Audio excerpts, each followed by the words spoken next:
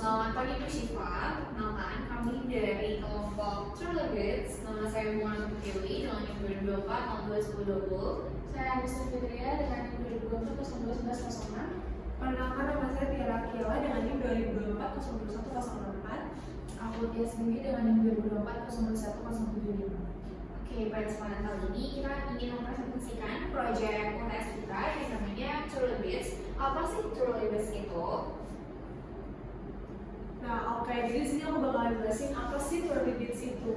Nah, Trulebits ini tuh merupakan bisnis gantungan kunci handmade yang terbuat dari manik-manik berwarna pastel soft. Nah, yang membedakan produk kita dari yang gantungan kunci yang lain itu, kami mendesainnya membuat menjadi buket bunga dan juga pocket, sehingga terlihat beda dari gantungan kunci yang lainnya. Nah, jadi gantungan kunci ini bisa untuk personalisasi gaya ataupun bisa juga untuk kado yang memorable. Contohnya bisa untuk teman, keluarga, dan juga pasangan. Nah, jadi setiap Trulebits yang dibuat itu dengan sentuhan tangan dan kreativitas, menjadikan aksesoris yang gak cuma enak dipandang, tapi juga memiliki cerita dan karakter yang unik di setiap produknya.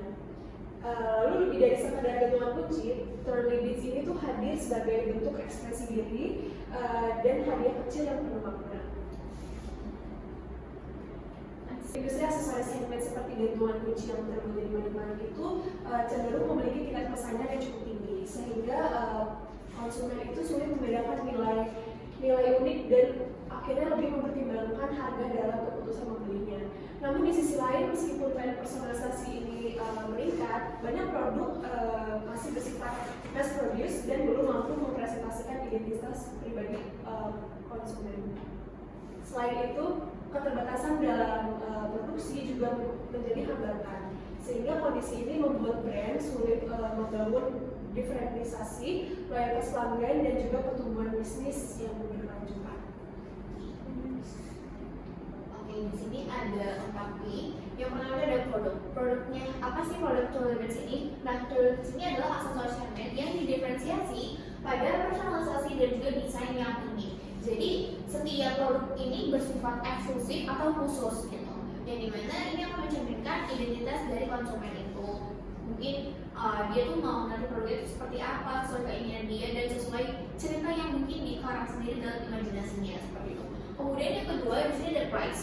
Nah, price yang kita gunakan itu adalah value based pricing, di mana harga yang kita tentukan itu berdasarkan tingkat dari keunikan produknya itu. Jadi kalau misalnya kita custom, kita request mau produknya mungkin seperti bunga-bunga ini, seperti gantungan lainnya atau apa, nah itu ditentukan dari tingkat kesulitannya dan juga keunikannya seperti itu. Terus yang ketiga itu ada place. Place ini adalah bagaimana cara kita memasarkan dan juga menjual produknya. Nah, kita mengandalkan digital first distribution, yaitu melalui media sosial seperti Instagram dan juga e-commerce seperti website. Kenapa seperti itu? Karena media sosial ini dapat menjangkau target market secara luas. Kemudian yang keempat itu ada promotion. Promosi ini difokuskan pada visual produk yang menarik. Jadi kita akan mendesain sebagus mungkin produk kita kenalkan kepada halayak ramai, kemudian juga komunikasinya ini juga menekankan keunikan produknya dan juga kebebasan konsumen untuk mengekspresikan bagaimana produk ini ingin dikustomisasi. Oke, selanjutnya kita masuk ke kompetitor. Nah, untuk kompetitor yang satu ini dari hi_bits_buddies bisa kita lihat ada followers sama followernya itu udah terlihat banyak ya. Selain itu juga mereka ini sangat aktif untuk konsisten postingnya. Tapi kalau dilihat-lihat lagi sebenarnya cukup baik untuk dari jumlah likes-nya yang banyak. Tapi itu agak kurang karena engagement rate relatifnya itu masih rendah dibandingkan dengan jumlah followersnya yang tinggi. Mungkin ini dikarenakan akunnya besar, cenderung memiliki engagement rate lebih kecil dibandingkan akun kecil lainnya. Kalau bisa dilihat untuk konten type-nya itu mereka memilih untuk fun, quirky, atau cute and atau bisa dibilang cute and ugly style. Nah, konten ini tuh berfokus sama proses pembuatannya atau DIY vibes-nya. Selain itu juga ada unik dan playful-nya, terus mereka juga lebih ke personal branding yang dimana tuh personal brandingnya lebih ke gaya teknologi sama lifestyle filmnya. Terus dari kompetitors ini juga cukup informatif karena lebih fokus ke branding daripada detail produknya. Terus informasi seperti bahan dan kualitas itu belum dijelas secara lengkap. Terus kalau dibilang menarik atau enggak, sangat menarik. Kalau dari visualnya yang bold, playful, sama berbeda dari kompetitor, sehingga tuh dia punya ciri khas yang kuat. Untuk dari engagingnya itu cukup engaging berkat visual sama personality brandnya. Tapi engagement relatifnya itu belum optimal dibanding sama jumlah followersnya yang besar. Oke, next. Selanjutnya ada kompetitors yang kedua. Nah, kompetitors yang kedua ini dari Blue TV. Bisa dilihat dari followers post sama followingnya itu masih sedikit, sangat amat rendah. Terus konsisten postingnya juga masih sangat rendah, belum konsisten nih mereka. Untuk engagementnya itu masih fluktuatif sama belum stabil karena akunnya itu masih tahap awal kan, sedang membangun awareness gitu mereka ya. Untuk konten type-nya ini mereka lebih didominasi sama foto produk sederhana, terus lebih fokus pada nilai handbag mereka sama CTA-nya, tapi kurang variatif.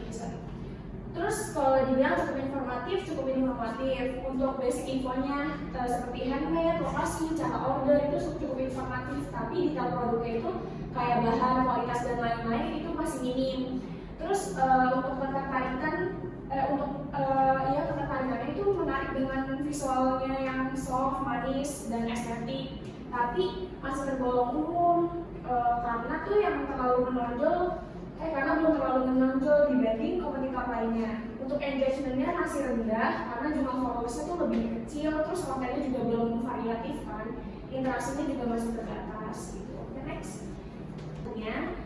Ini ada customer persona yang dimana pelanggannya ini bernama Anya, umurnya 20 tahun. Dia sebagai mahasiswa aktif di sosial media Instagram, WhatsApp, TikTok, dan berlokasi di Tangerang. Nah, goals and value-nya ini tuh dia menemukan aksesoris yang unik tapi nggak pasaran untuk mempercantik tampilan tasnya seperti backpack, sling bag, dan lain-lainnya. Terus juga dia lagi cari kado yang lebih personal atau lebih bermakna untuk sahabat atau pasangannya yang sesuai dengan karakter mereka sendiri ini. Terus lebih mengekspresikan identitas diri melalui barang-barang yang di custom seperti warna-warna atau yang dijelasin Ratu tadi kayak custom bunganya, mau bunga apa seperti itu. Lalu untuk di values ini dia itu mau eksklusivitas sama dan identitasnya itu lebih ke menghargai produk dan mencerminkan identitas pribadi, tapi enggak sama kayak produk-produk massal lainnya. Terus kreativitas handmade itu menghargai sentuhan tangan, terus lebih kreatif lagi sama detail pengerjaannya itu dalam setiap produk. Lanjut ke makna emosionalnya itu melihat aksesoris nih bukan sekedar hiasan, melainkan hadiah makna yang memiliki karakter yang ceria, ada ceritanya juga dan lebih unik di setiap desainnya. Terus estetika visualnya itu lebih menyukai gaya yang elegan, playful, stylish, dan ekspresif biar kelihatan unik. Lalu ada di challenges and pain points-nya. Nah, challenge-nya ini pasarnya itu yang homogen, terus kualitasnya itu kurang stabil, sama kurang personalisasi mendalam karena masih banyak kompetitor lainnya yang kurang mengadakan custom gitu. Terus untuk pain points-nya itu ada produk massal, kurang personalisasi sama kualitas dan harganya. Lanjut ke source of information itu ada media sosial, social proof, sama influencer. Terus lanjut ke objection and purchase decision-nya. Itu ada harga, kepercayaan, kemudahan, ekspresi, sama value based price-nya. Oke, next. Oke, selanjutnya ini ada logo yang udah kita buat. Nah, logo ini tuh kalau bisa dilihat di sini tuh ada lingkaran frame-nya. Itu terbuat dari manik-manik yang dimana itu melambangkan kesatuan dan juga kesinambungan antara brand dan juga konsumen. Jadi lingkaran ini tuh ingin menjadi bagian kita tuh ingin menjadikan kan Truly Bits jadi bagian dari penggunanya seperti itu. Kemudian di sini ada typography Truly Bits dengan font script meliuk-meliuk dan juga kayak handwriting kayak gitu, berwarna pink menggambarkan karakter brand yang elegan tapi tetap mau playful gitu. Jadi gaya desain ini mengalir memberikan kesan feminim dan juga stylish sesuai dengan target market yang ingin tampil ekspresif. Kemudian selanjutnya di sini ada elemen bunga-bunga yang tersusun dari macam-macam juga. Di sini melambangkan keindahan dan juga kreativitas dalam setiap produk yang kita buat. Jadi bunga ini tuh menjadi simbol dari sesuatu yang tumbuh dan juga berkembang, menunjukkan bahwa brand ini akan terus berinovasi seperti itu. Kemudian di sini kita cantumkan juga tagline dari Truly Bits ini, Your Style, Your Bits, yang dimana menegaskan bahwa brand ini berfokus pada kebebasan berekspresi. Jadi konsumen ini diberi ruang untuk memilih dan juga menyesuaikan produk sesuai dengan gaya mereka masing-masing. Oke, kita masuk ke color palette, font style dan juga visual mode. Dimana color palette dari Truly Bits ini ada 4, sebenarnya ada 3 warna dasar, yaitu biru, pink dan juga putih. Sebenarnya ada satu warna yaitu peach. Ini hanya warna tambahan aja, jadi nggak ada deskripsi khusus untuk warna peach ini. Nah, kita masuk ke warna inti kita yaitu biru, putih dan juga pink. Dimana warna biru ini kasih kesan yang calm, soft dan juga warna netral untuk si pinknya ini agar nggak terlalu canggih. Kemudian di warna pink ini tuh kasih kesan yang feminin, cute dan juga lucu lah, manis di produk Truly Bits ini. Dan dimana warna pink ini kan juga sangat identik ya dengan produk-produk lucu seperti Truly Bits ini. Kemudian ada warna putih, dimana warna putih ini kasih kesan elegan dan juga premium di Truly Bits ini, dan juga termasuk warna yang bisa menetralisasi antara warna pink dan juga warna biru.